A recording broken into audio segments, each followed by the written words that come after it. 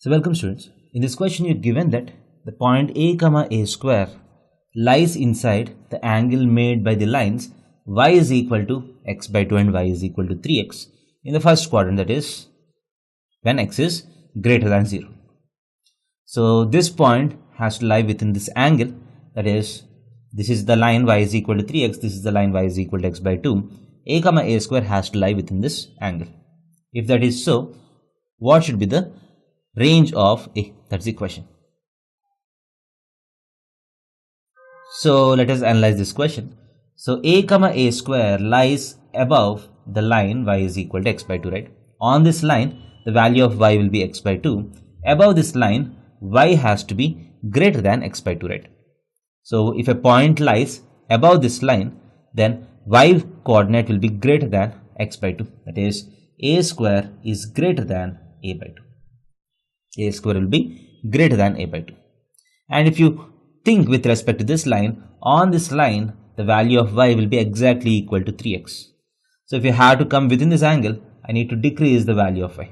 That means y should be less than 3x. That is, a square should be less than 3.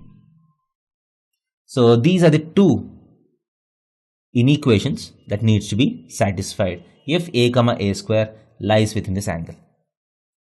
So this implies 2a square minus a is greater than 0, a square minus 3a is less than 0. The first equation is a quadratic expression greater than 0, that means a lies outside the roots.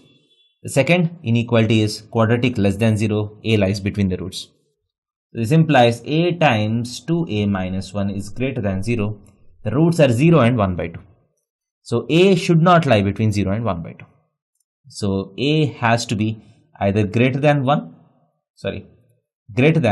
by 2 or a is less than 0. That's the first condition. A should not lie between 0 and 1 by 2. A should be greater than 1 by 2 or a less than 0. The second condition is a has to lie within the roots of this equation.